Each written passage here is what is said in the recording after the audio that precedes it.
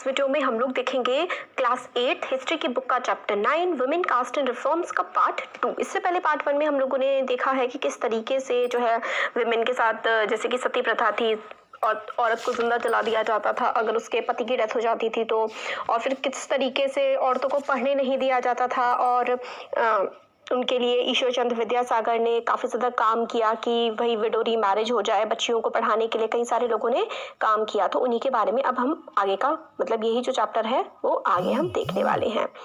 तो यहाँ से देखते हैं, स्टार्ट करते हैं। इसमें यह है girls begin going to school. तो इनिशियली हमने इसी चैप्टर में थोड़े इससे पहले वाले वीडियो में देखा था कि जो लड़कियां स्कूल जाती थी या फिर बेसिकली आप यहाँ कहिए कि जो लड़कियां पढ़ती थी, तो कुछ इलाके ऐसे थे हमारे देश के, कहते थे कि अगर लड़की पढ़ लिख लेगी तो उसका पति मर जाएगा। इस तरीके की बातें भी होती थी हमारे समाज में। तो गर्ल्स ने मतलब जाना शुरू करा। तो ये ईश्वर चंद्र विद्यासागर की फोटो है। काफ़ी सारे रिफॉर्मर्स होते हैं सुधारवादी, जो समाज में सुधार लाना चाहते हैं। काफ़ी सारे रिफॉर्मर्स ने ये समझा कि education for girls was necessary in order to improve the condition of women. मतलब लड़कियों को पढ़ाना बहुत ज़्यादा ज़रूरी है अगर उनकी कंडीशन को इम्प्रूव करना है। तो Vidyasagar, Ishwar Chandra Vidyasagar in Calcutta and many other reformers in Bombay set up school for girls. तो ईश्वर चंद्र विद्यासागर ने कलकत्ता में और काफ़ी सारे और रिफॉर्मर्स ने बॉम्बे में लड़कियों के लिए स्कूल स्टार्ट करे। When the first school were opened in the mid 19th century, many people were afraid of them. 19th century के मध्य में मतलब मिड 19th century के टाइम पर जब स्कूल खोले गए लड़कियों के लिए तो काफ़ी लोग ज़्यादा ना डरे हुए थे। उन्हें ये डर था कि लड़कियां जब घर से बाहर निकलेंगी तो किस तरीके से वो अपने जो घर के काम हैं, उनकी जो डोमेस्टिक ड्यूटीज़ हैं, मतलब घर में बर्तन धोना, खाना बनाना, इस तरीके के जो काम है वो लड़कियाँ कैसे करेंगी। मोर ओवर अब लड़कियों को स्कूल जाने के लिए पब्लिक प्लेसेस से भी गुजरना होगा। काफ़ी लोगों को लगता था कि इसका काफ़ी खराब असर पड़ेगा लड़कियों पर, मतलब लड़कियों पर करप्टिंग इफेक्ट पड़ेगा। अगर लड़कियाँ घर से बाहर जाएंगी, पढ़ेंगी तो बहुत ही खराब उन पर असर पड़ेगा। और ये थ्रू आउट 19th सेंचुरी काफ़ी ज़्यादा डिबेटेड इशू था कि लड़कियों को पढ़ने देना चाहिए या नहीं। ज़्यादातर जो एजुकेटेड वुमेन थी उनको घर में ही पढ़ाया जाता था उनके लिबरल फादर्स या फिर हस्बैंड्स के द्वारा। तो या तो लड़कियों को उनके पिता पढ़ाया करते थे या फिर जिन लड़कियों की शादी हो जाती थी उनके पति उनको पढ़ाया करते थे। ज़्यादातर ऐसे ही होता था, या फिर कई बार लड़कियाँ खुद ही पढ़ लेती थी, खुद ही शिक्षित हो जाती थी। ऐसा ही एक एग्जाम्पल है राज सुंदरी देवी का, जिसमें हमने पिछले साल पढ़ा था ना कि राज सुंदरी देवी ने खुद ही मतलब उनके बेटे को जो एक टीचर पढ़ाने आते थे, उन्होंने अल्फ़ाबेट सीखे, फिर एक किताब से उन अल्फ़ाबेट्स को मिलाया, फिर जोड़ जोड़ के पढ़ना सीखा। और she was one of those who secretly learn to read and write in a flickering light of candles at night. तो राज सुंदरी देवी मतलब हमने पिछले साल 7th क्लास में पढ़ा था कि वो रात को अपना सारा का सारा दिन का काम निपटा करके और अपने बेटे के जैसे कि किताब का कोई पन्ना फाड़ करके और फिर वो ये ना अक्षर मिला करके वो पढ़ना सीखती थी। रात को रसोई में मोमबत्ती की रोशनी में पढ़ती थी वो। तो इसमें ये देखिए कि स्टूडेंट्स यहाँ पर ये हिंदू महिला विद्यालय जो कि 1875 में हुआ था स्थापित, उसकी एक फ़ोटो यहाँ पर है। तो when girls school were first setup, जब गर्ल्स के स्कूल इनिशियली सेटअप किए गए थे 19th सेंचुरी में, तो ऐसा जनरली बिलीव किया जाता था कि करिकुलम जो है गर्ल्स के लिए, करिकुलम का मतलब होता है जो पढ़ाया जाता है बच्चों को, मतलब स्कूल में आपको जो पढ़ाया जाता है वो आपका करिकुलम है। तो जब 1875 के टाइम पर या फिर 18th सेंचुरी 19th सेंचुरी के टाइम पर जब स्कूल खुलने लगे लड़कियों के लिए, तो ये ऐसा समझने लगे कि जो लड़कियों को जो पढ़ाया जाएगा ना वो less taxing 10 that for boys, मतलब लड़कों से कुछ कम ही पढ़ाया जाएगा लड़कियों को, ऐसा सोचते थे लोग। Hindu Mahila Vidyalaya was one of the first institutions to provide girls with a kind of learning that was usual for boys at the time. तो हिंदू महिला विद्यालय पहला ऐसा इंस्टीट्यूशन था जिसने लड़कियों को भी बिल्कुल वैसा ही पढ़ाया, उन्हीं किताबों से उसी तरीके से पढ़ाया जैसे लड़कों को पढ़ाया जाता था। तो इसमें आगे बताते हैं कि later part of the century, मतलब 19th सेंचुरी के बाद वाला जो टाइम था, काफ़ी सारे गर्ल्स जो हैं वो स्कूल्स काफ़ी सारे तो नहीं, थोड़े बहुत जाने लगे थे। काफ़ी स्कूल्स वगैरह इस्टेब्लिश किए गए थे bye Arya Samaj in Punjab and Jyotirao Phule इन महाराष्ट्र। ज्योतिराव फूले ने भी एक फूली माली कास्ट के थे, इनके बारे में भी देखेंगे। इन्होंने भी औरतों को पढ़ाने के लिए काफ़ी काम किया था। इन एरिस्टोक्रेटिक मुस्लिम हाउस होल्ड, एरिस्टोक्रेटिक मतलब अमीर आप समझ लीजिए, मुस्लिम हाउस होल्ड जो कि नॉर्थ इंडिया के होते थे, वुमेन को कुरान पढ़ना सिखाया जाता था अरबी भाषा में। They were taught by women who came home to teach, तो कुरान पढ़ना औरतों के द्वारा ही लड़कियों को सिखाया जाता था। बेसिकली अरबी भाषा उनको सिखाई जाती थी। सम रिफॉर्मर्स जैसे कि मुमताज़ अली इंटरप्रेट किया उन्होंने verses of Quran to argue for women's education. तो कुछ कुरान की ही लिखी हुई जो कायदे या फिर जो भी होते हैं, वर्सेस बोलते हैं उन्हें इंग्लिश में, तो कुरान में जो कुछ लिखा गया था उससे ही इंटरप्रेट करके, उससे पढ़ करके बताया कि कुरान में ही लिखा गया है कि औरतों को पढ़ाया जाना चाहिए। The first Urdu novels began to be written from the late 19th century, तो लेट 19th सेंचुरी के बाद से उर्दू की नॉवेल्स भी लिखी जाने लगी, उपन्यास लिखे जाने लगे। इनमें से कुछ जो थे, these were meant to encourage women to read about religion and domestic management in a language they could understand. तो उन किताबों में क्या लिखा जाता था कि भाई धर्म के बारे में पढ़ो और घर का काम कैसे कर सकते हैं, यही जो है विमेन पढ़े। विमेन राइट अबाउट विमेन, अब औरतों ने भी औरतों के बारे में लिखना शुरू कर दिया। अर्ली 20th सेंचुरी आते आते जो मुस्लिम विमेन थी जैसे कि Begum of Bhopal played a notable role in promoting education among women. तो बेगम ऑफ भोपाल जो थी उन्होंने भी काफ़ी इंपॉर्टेंट रोल प्ले किया कि भाई औरतें पढ़ सकें। उन्होंने प्राइमरी स्कूल्स बनाए अलीगढ़ में लड़कियों के लिए। अनदर रिमार्केबल वुमेन एक और थी बेगम रुकैया सिखावत हुसैन, उन्होंने स्टार्ट किया मुस्लिम गर्ल्स के लिए स्कूल्स पटना में और कलकत्ता में। ये देखिए, ये नाम ना आप लोगों को याद रखना है कि विमेन की एजुकेशन के लिए जो बेगम्स थी भोपाल की उन्होंने काफ़ी काम किया, और बेगम रुकैया सिखावत हुसैन ने भी मुस्लिम गर्ल्स के लिए पटना में या कलकत्ता में स्कूल्स खोले थे। She was a fearless critic of conservative ideas, तो रुकैया हुसैन काफ़ी ज़्यादा क्रिटिक करती थी, काफ़ी बुराइयां करती थी, जो कैसे आइडियाज़ होते थे दकियानूसी पुराने ख्यालातों की काफ़ी बुराइयां करती थी। Arguing that religious leader of every faith accorded an inferior place to women, तो वो कहती थी कि चाहे रिलीजियस लीडर, चाहे वो इस्लाम का हो, हिंदू धर्म का हो, क्रिश्चियनिटी किसी का भी हो, सब कहते हैं, सबका ये मानना है कि जो औरतें हैं वो नीची होती हैं। By 1880s Indian women began to enter universities. 1880s आते आते इंडियन वुमेन जो है यूनिवर्सिटीज़ में पढ़ने जाने लगी, कॉलेजेस में जाने लगी।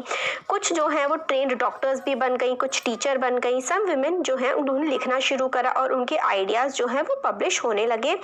Publish there critical views on the place of women in society, तो औरतें खुद औरतों के बारे में लिखने लगी कि किस तरीके से औरतों की कंडीशन सोसाइटी में कितनी ज़्यादा खराब है।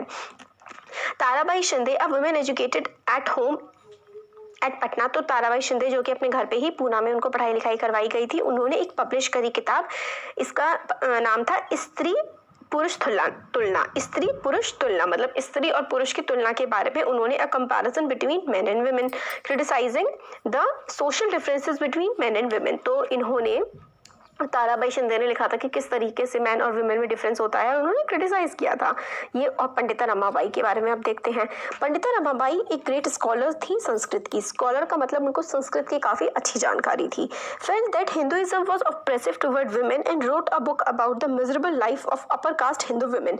तो इन्होंने ये समझा, ये देखा कि जो वुमेन की लाइफ है ना हिंदूज जो अपर क्लास की जो वुमेन है उनकी हालत बहुत ही ज़्यादा ख़राब है। उन्होंने ये पाया कि विडोज जो हैं, she founded a widows home at Pune to provide shelters to widows who had been treated badly by their husbands' relatives। तो इन्होंने विधवाओं के लिए जैसे विधवा आश्रम बनाया, क्योंकि जो विधवा हो जाती है उनके रिलेटिव्स काफ़ी उनके साथ जैसे बुरा बर्ताव करने लगते हैं, तो एक विधवा आश्रम सा इन्होंने बनाया पंडिता रमाबाई ने। Here women were trained so that they could support themselves economically, तो मतलब वुमेन को ट्रेनिंग दी जाती थी ताकि वुमेन खुद को इकोनॉमिकली सपोर्ट कर सके, मतलब अपना खर्चा पानी वो सब ना चला सके। नीडलेस टू से all this more than alarm the Orthodox, मतलब जो ऑर्थोडॉक्स कौन होते हैं? देखिए, ऑर्थोडॉक्स वो होते हैं जो पुरानी विचारधाराओं को ज़्यादा इम्पोर्टेंस देते हैं। वो कहते हैं जो पुराने समय से चलता आया है वही ठीक है, बदलाव की ज़रूरत नहीं है।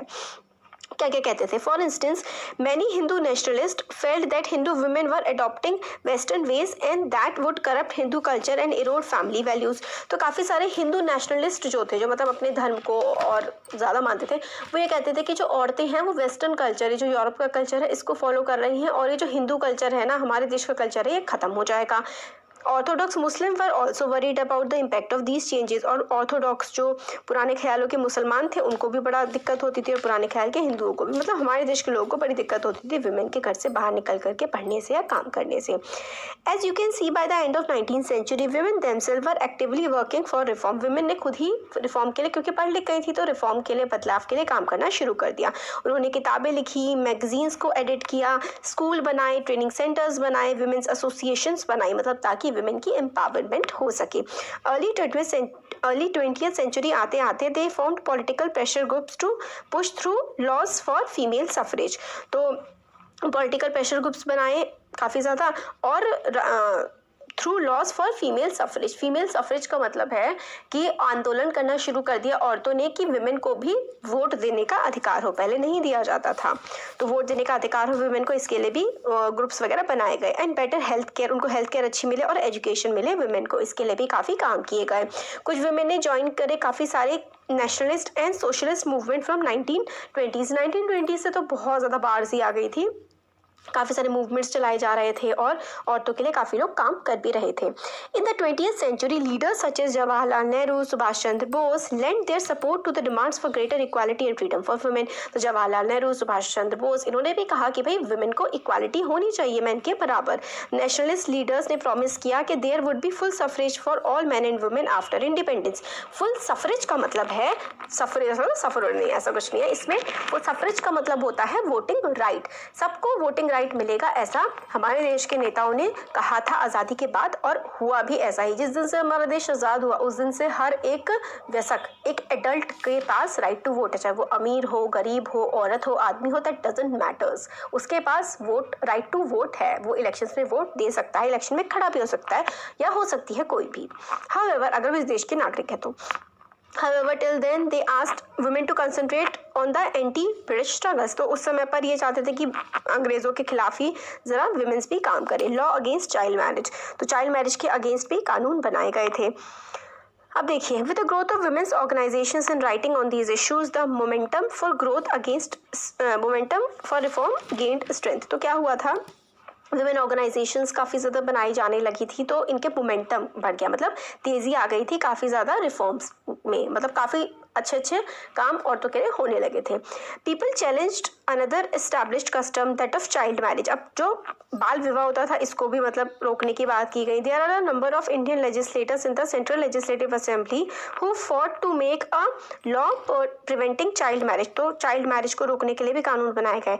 1929 the child marriage restraint act was passed without the kind of bitter debates and struggles that earlier laws had seen। तो 1929 में, इससे पहले जो सती प्रथा को रोकने का एक्ट था और विडो रीमैरिज का एक्ट था, उसको मतलब काफ़ी ज़्यादा उसका विरोध हुआ था। बट 1929 आते आते जब चाइल्ड मैरिज को मतलब बाल विवाह को रोकने के लिए कानून बनाया गया तो उसमें ज़्यादा कोई विरोध नहीं हुए। इस एक्ट के अकॉर्डिंग कोई भी आदमी जिसकी उम्र 18 से कम है और कोई भी औरत जिसकी उम्र 16 से कम है वो शादी नहीं कर सकते। और बाद में आज के टाइम में क्या है, 21 साल का लड़का या फिर 18 साल की लड़की जो है शादी, इससे कम की एज के शादी नहीं कर सकते। और अब ये एज और भी ज़्यादा बढ़ने वाली है। धीरे लॉ लाने की कोशिश की जा रही है कि 21 दोनों के लिए कर दी जाए, मतलब 21 ही वीमेन के लिए कर दी जाए और 21 ही मैन के लिए कर दी जाए शादी की। जिस तरीके के लॉज हो सकता है जल्दी ही आ जाएं। तो इस पिक्चर में ब्राइड देखिए, वो मतलब कितनी छोटी है और लड़का कितना बड़ा है ना। अब caste and social reforms, caste और सोशल रिफॉर्म्स में किस तरीके से काम किए गए। तो some of the social reformers we have been discussing also criticise caste inequalities. ये सारे रिफॉर्मर्स जो है इन्होंने धर्म में जो ये जाति प्रथा है इसको बहुत क्रिटिसाइज किया। Raja Ram Mohan Roy translated an old Buddhist text that was critical of caste. तो राजा राम मोहन रॉय को काफ़ी सारे भाषाओं का ज्ञान था ना, तो एक बुद्धिस्ट टेक्स्ट था, मतलब एक लेख था, उन्होंने उसको ट्रांसलेट किया और उसमें बताया गया कि किस तरीके से जो जाति प्रथा है ये ठीक नहीं है। The प्रार्थना समाज adhered to the tradition of bhakti that believed in spiritual equality of all caste। तो प्रार्थना समाज एक मतलब जैसे कि आर्य समाज इस तरीके के प्रार्थना समाज भी था, तो उन्होंने कि भक्ति करो और स्पिरिचुअल इक्वालिटी होनी चाहिए। मतलब जो ये प्रार्थना समाज था ये कहता था कि हर कास्ट, हर धर्म सब बराबर हो। बॉम्बे में the Paramhansa Mandali was founded in 1840 to work for the abolition of caste. Bombay में परमहंस मंडली की भी स्थापना की गई 1840 में, ताकि कास्ट को एबॉलिश कर दिया जाए।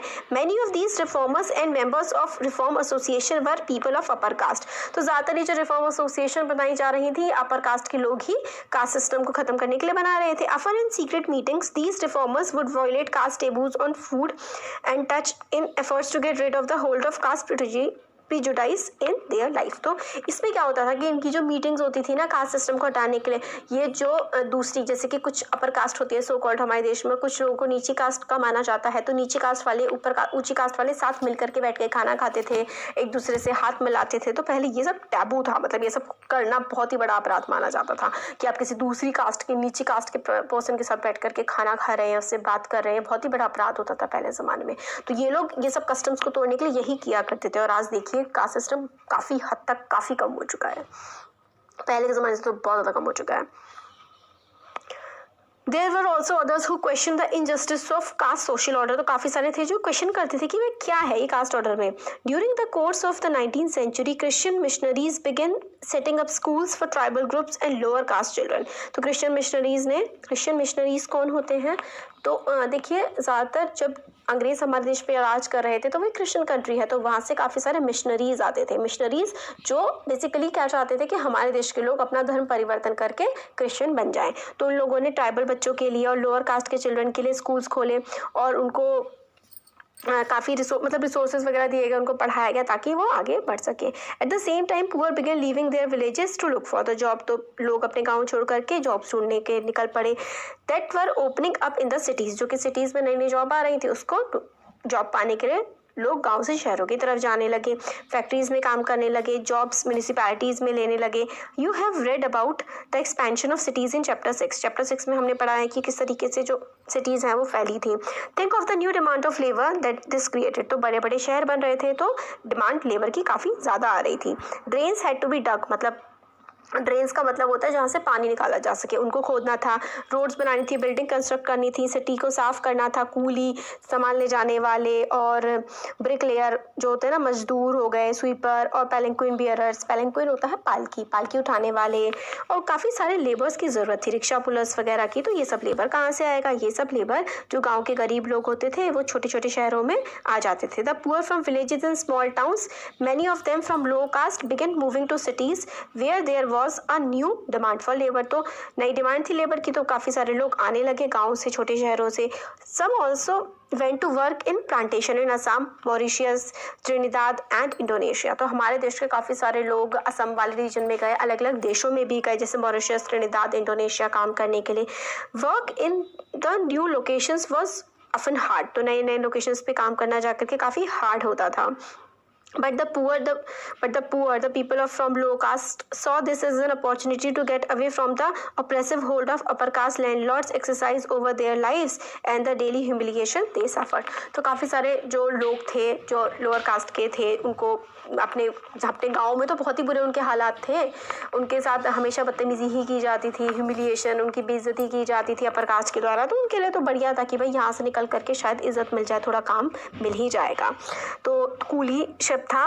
तो the coolie ship name John Allen carried many labourers to Mauritius where they. तो काफ़ी सारे कूली शिप मतलब काम करने वाले लोगों को मॉरिशस वगैरह हमारे देश से लेके जाया जाता था, और ज़्यादातर वो लो कास्ट के ही हुआ करते थे।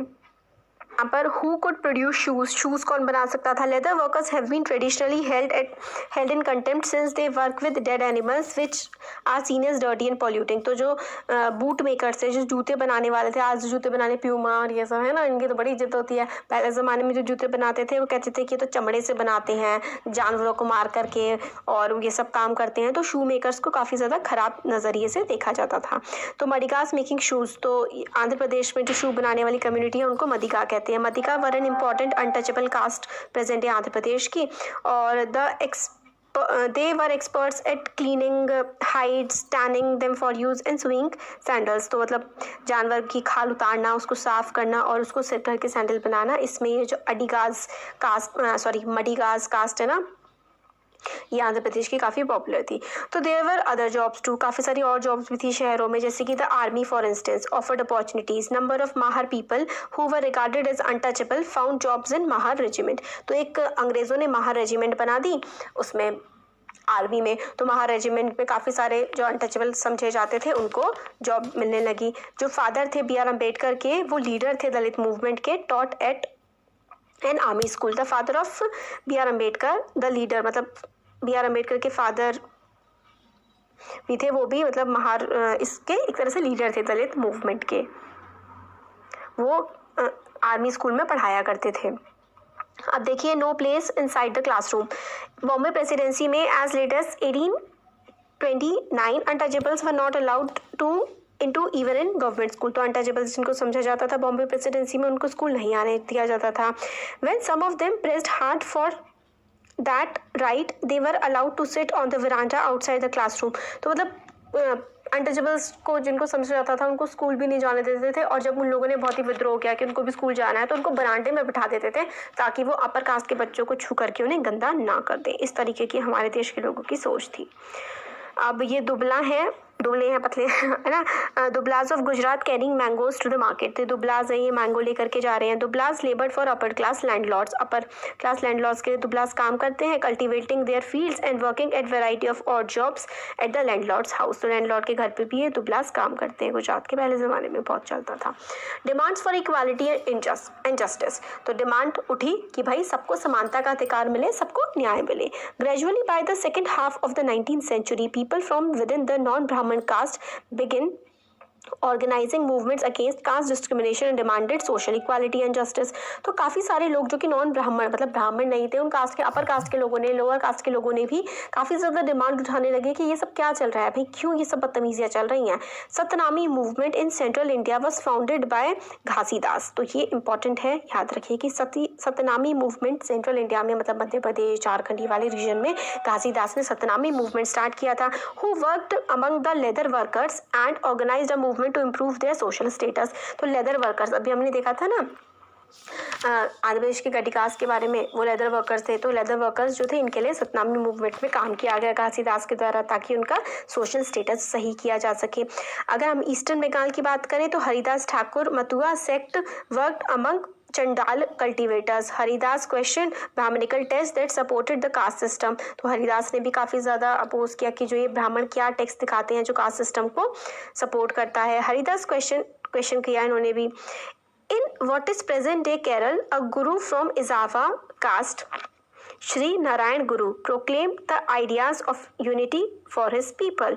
तो अगर हम केरला की बात करें तो ये जो इजावा कास्ट को लो कास्ट समझा जाता था, इसमें निकल के आए श्री नारायण गुरु, बहुत इंपॉर्टेंट फिगर हैं। उन्होंने जो ये अनइक्वल ट्रीटमेंट दिया जाता है अलग अलग कास्ट को और अलग अलग कास्ट के साथ खराब बर्ताव किया जाता है, उनको इसने एक्सेप्ट नहीं किया। इसके खिलाफ इन्होंने श्री नारायण गुरु ने विद्रोह किया। ये इजावा कास्ट के थे केरल के। According to him all human kind belong to same caste. इनके अकॉर्डिंग सारे के सारी जो मानव जाति है वो एक ही कास्ट को बिलोंग करती है। वो क्या है, one of his famous statement was oru jati, oru matam और ओरू दैवा, मतलब one caste one religion one god for humankind. मतलब ह्यूमन काइंड का एक ही कास्ट होना चाहिए, एक ही धर्म होना चाहिए और एक ही ईश्वर होना चाहिए। All these sects were founded by leaders who come from non Brahmin caste and worked among them. तो ये सारे के सारे जो सेक्ट हैं, अलग अलग जो मूवमेंट्स चलाए गए नॉन ब्राह्मणों में, वो तो टॉप पे, उन्होंने थोड़ा कुछ करना था। तो जो बाकी जिनके साथ गलत हो रहा था उन्होंने काफ़ी मूवमेंट चलाए। They try to change those habits and practices which provoke the contempt of dominant class. They try to create a sense of self esteem among the subordinate caste. तो इन्होंने इस तरीके की कोशिशें की कि भाई जो सेल्फ एस्टीम है अपने लिए, अपनी कास्ट के लिए, अपने लोगों के लिए मन में इज्जत जगाने की कोशिश की। इस तरीके के कास्ट मूवमेंट्स थे।